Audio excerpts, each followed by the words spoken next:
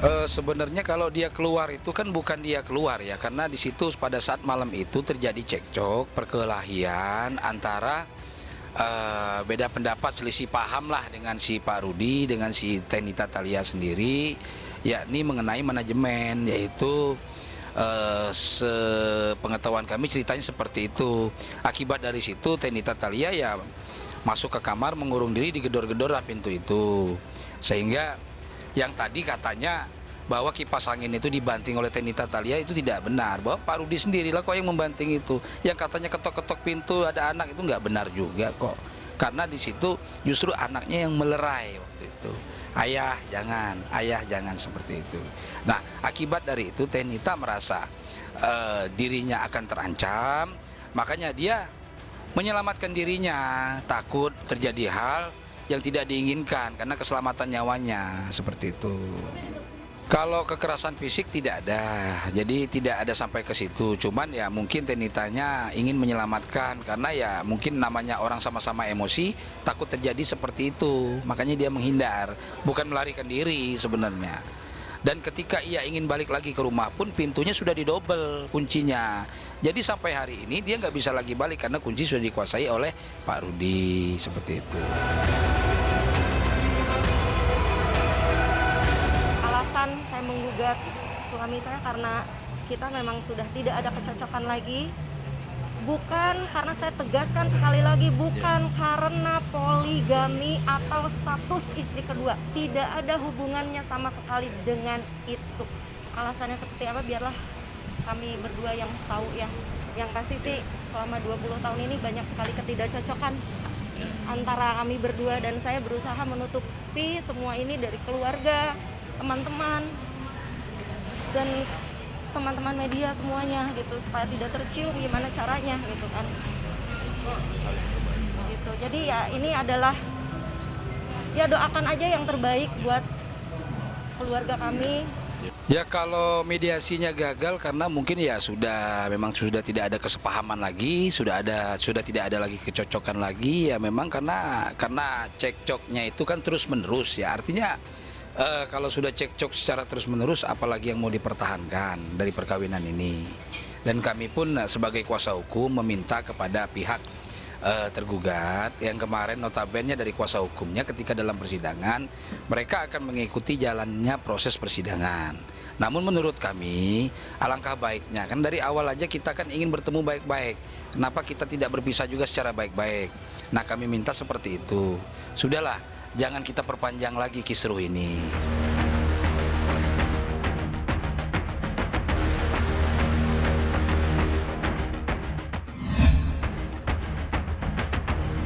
Panggilan terhadap terlapor yang telah dipanggil secara patut dan layak sebanyak 2 kali berturut-turut, lalu masih juga mangkir, maka semestinya penyidik sudah dapat menerbitkan surat perintah dengan membawa, artinya ada upaya paksa.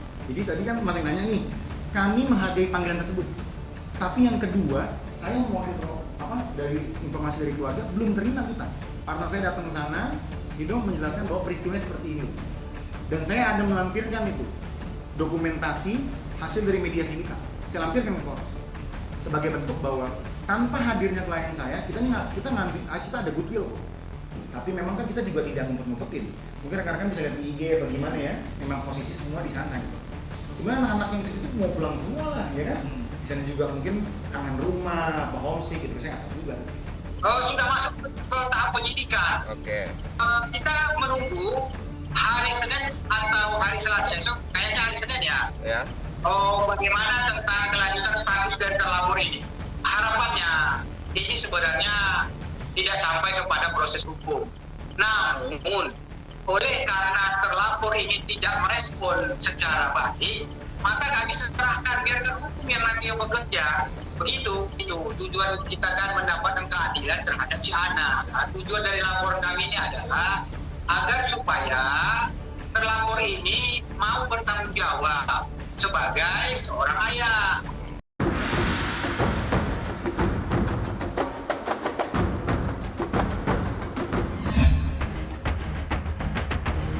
Kebetulan kebetulan si Billy itu kan suka main trail. Aku nanya, dia ngasih tahu kalau misalkan main trail itu dekat sama lokasi syuting aku. Oh ya udah sekalian aja saya bawa teman-teman kamu untuk datang ke sini untuk makan. Aku siapin dan lain-lain. Dan aku juga emang minta dia untuk datang. Oh yaudah mendingan semuanya teman-teman trailnya dia kan habis main trail kan berapa jam dari jam 8 sampai jam 7-an pasti kan capek banget ya, pasti lapar ya itu. Iya makan-makan aja habis aku selesai. Belum selesai sih, aku lagi syuting, aku emang ada acara jam segini, aku ada liwetan. Yaudah suruh-suruh pada datang, aku buka liwetan sama makan bakso di lokasi. Iyalah harus nyempetin waktu untuk saling perhatian gitu. Dibilang romantis gue enggak. Mungkin gue ngejalin sama Amanda memang dari hati yang amat sangat terdalam kali ya. Jadi gue tuh kayak enjoy banget sama dia, satu sama lain ya saling enjoy. Terus terbuka, lepas banget. Jadi ya udah nikmatin aja hubungan kita. Makanya itu. Kenapa? Banyak hal perubahan dalam segi kehidupan gue, dari segi semuanya lah, pokoknya nggak bisa gue jabarin. Alhamdulillah baik-baik aja. Hidup gue semakin berwarna, hari-hari gue semakin bahagia sama pasangan gue. Dan ketika gue liat Manda juga sama seperti apa yang gue alami gitu sih. Iya, gara-gara dia itu gue kasih perhatian walaupun ya nggak seberapa sih sebenarnya. Jadi gue beliin beberapa alat make up gitu, terus parfum. Karena gue lihat waktu dia make up di sinetronnya, karena gue lihat udah habis, terus parfumnya juga udah habis di mobil. Karena kan gue biasa kalau berangkat atau pulang kadang nebeng di mobilnya dia. Gue ngeliat di parfumnya udah habis, ya udahlah beli aja gitu, sekalian buat bikin sesuatu yang bisa dikenang gitu. Maybe lah, sosok lah, bisa bilang seperti itu. Karena gue yang tadi gue ceritain aja sih, karena gue lihat dia udah habis parfumnya, terus karena gue tahu parfum dia sukanya apa, jadi ya itulah, gue tahu dan dia akhirnya senang. Hobi lu sendiri didukung gak sih? Hobi gue didukung. Awalnya dia itu kayak dibilang perhatian dalam hal ya takutnya gue gimana, tapi udah gue kasih omongan-omongan yang baik-baik lah, nggak macem-macem, cuma ya menyalurkan hobi, seru-seruan, ngumpul sama teman-teman, solidaritas yang utama kan kalau main trail itu gitu sih.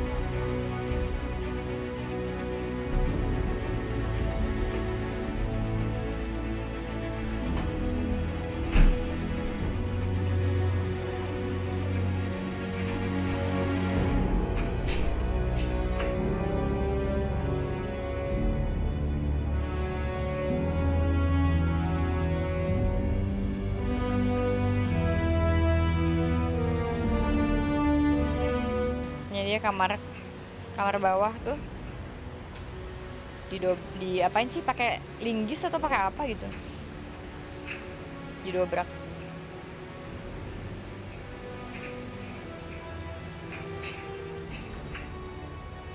Udah profesional banget gitu loh. Kemalingannya itu, pelakunya itu jam 3 sore. Itu kejadiannya tuh hari Jumat kemarin gitu. Jadi aku tuh pas mau ngecek CCTV dari handphone kan, memang biasanya kan aku cek terus kan. Terus tiba-tiba tuh aku ada feeling kok CCTV ku yang depan tuh nggak bisa dicek gitu. Ini kenapa ya gitu. Kebetulan aku itu lagi di tempat mertuaku gitu. Memang rumah tuh waktu itu dalam keadaan kosong. Tiba-tiba papaku nyuruh orang kan buat ke rumah, itu pintu udah keadaannya tuh udah kebuka. Dia udah ngablak gitu kan. Terus gitu, wah ada maling nih berarti gitu. Udah pada diberantakin lah gitu ya. Jadi dia masuk kamar bawah, terus gitu lemari-lemari dibukain, terus masuk kamar mama, dibukain semua tuh barang-barang, terus gitu dia lari ke atas. Itu juga udah laci-laci udah pada kebuka gitu. Ada uang cash gitu. Terus gitu jam-jam tangan. Terus sama buku-buku tabungan yang diambilin deh gitu. Sebenarnya ada ya ada ATM-nya di dalam buku tabungan. Cuma ya kita langsung lapor ke polisi kan gitu untuk ngurus semuanya. Kurang lebih kayaknya dia sekitar pokoknya 6 jutaan gitulah.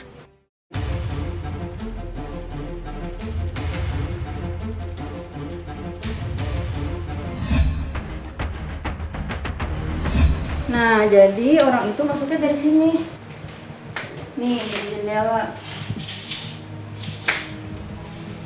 Nih, jendela ini yang dibobol. Bersih banget dan nggak ada bekas congkelan, gitu. Tapi ternyata saya nemu ini di bawah sono di pojok. Ternyata ini kan buat ini ya, yang di pinggir bawahnya ini. Dan kalau ini lepas, ini nih jadi nggak terlalu rapat dan orang itu kemungkinan besar sih masukin kawat gitu dari ujung. Terus kan ini begini ya, jadi dia nyongkel gitu, ada terbuka. Terus keluar gini, mungkin dia celingak-celinguk, akhirnya dia lihat tangga, dia turun ke tangga. Qadarullahnya memang kebetulan itu kamar saya kan terbuka, emang nggak pernah tidur dikunci, ngeblak begini. Langsung masuk dan saya lagi tidur di atas itu. Aduh, astagfirullahaladzim, kebanyakan itu. Aduh, ya Allah, serem banget ya. Kok saya tidur di situ, laptop itu di atas ini. Di atas ini, dan sebelahnya Al-Quran. Bayangin aja sebelahnya Al-Quran. Nah, yang bikin saya nyesek, bikin saya sebel, marah, dan kesel adalah saya itu kan tidurnya, astagfirullahaladzim. Saya itu kan tidurnya nggak nutup aurat. Dan yang masuk itu adalah cowok bukan muhrim. Itu yang bikin saya nyesek banget. Kalau harta benda kan bisa dibeli gitu ya, masih bisa dicari lagi insya Allah. Si maling itu baru mencuri laptop sama 2 HP saya, tapi belum ngegasak yang lain dan alhamdulillah nggak nyentuh saya gitu. Suami saya pulang, suara mobilnya kedengeran, terus buka pintu dan assalamualaikum gitu.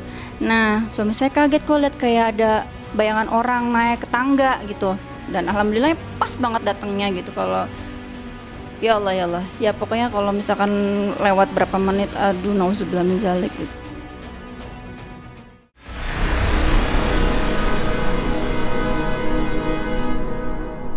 Jadi jangan lupa untuk subscribe Cumi Cumi. Ditekan ya tombol lonceng merahnya.